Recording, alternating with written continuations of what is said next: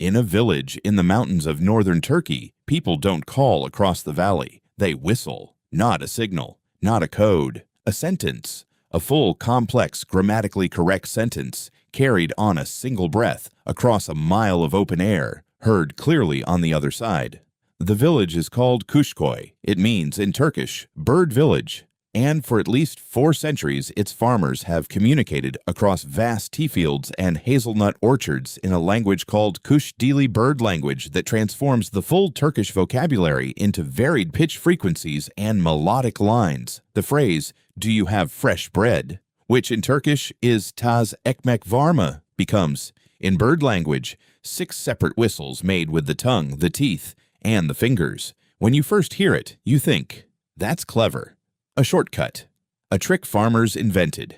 Then a linguist tells you what it actually is, and the ground shifts under you. It is not a code for Turkish.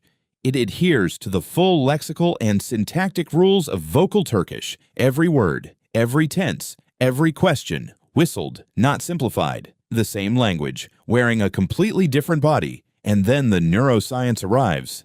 And it gets stranger still. Language processing in every human brain ever studied is a job for the left hemisphere. Spoken languages, written languages, sign languages, click languages, tonal, atonal, it doesn't matter. The left hemisphere leads always, until Kuş Dili. When researchers played whistled Turkish syllables to native speakers, the 2 hemispheres became balanced, subjects identifying sounds from both ears with roughly equal frequency. The right hemisphere, the musical side, was pulled in equally. In all languages, tonal or atonal, click or sign language, written or spoken, it's so far been the left hemisphere that appears to do most of the interpretation, said the biopsychologist who led the study. Now, we've shown for the first time equal contributions from both hemispheres. A language that rewires how the brain hears language. A language so unusual it doesn't fit inside the architecture we thought was fixed. And it is dying. The rise of the cell phone has meant fewer and fewer people are learning it. Why whistle across a mountain when you can text? The practical reason is gone. And so the language follows. It is now down to around 10,000 speakers, a number that sounds large until you remember there are 7 billion people on Earth, and when those 10,000 are gone, the language goes with them. Completely.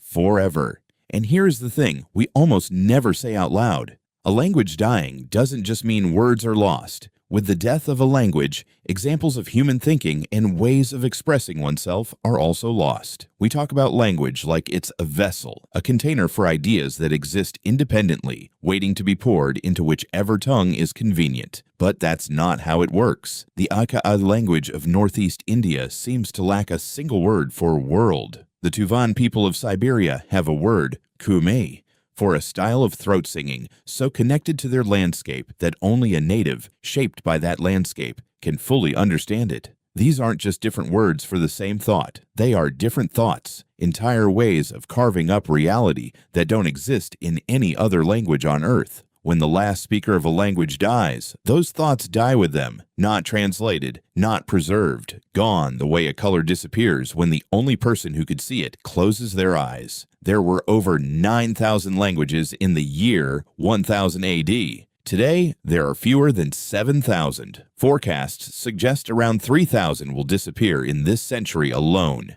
That is not a slow erosion, that is a collapse. And most of it happens quietly, with no ceremony, in a village somewhere, when an old person dies and the children have already moved to the city and nobody thought to write it down. The last speaker of a language doesn't give a speech. They just stop speaking, and the silence after sounds exactly like every other silence. In Kuşköy, there is still a festival. Every year, people gather and compete, whistling before a panel of judges, the winner being whoever whistles the given instructions best. They are proud of it. They are trying, but pride and trying have never been enough to keep a language alive once the world decides it doesn't need it anymore. Somewhere in those mountains tonight, someone is whistling across a valley. A full sentence, grammatically perfect, carried on the wind. And on the other side, someone understands. That exchange, that specific ancient brain rewiring act has happened in that place for 400 years.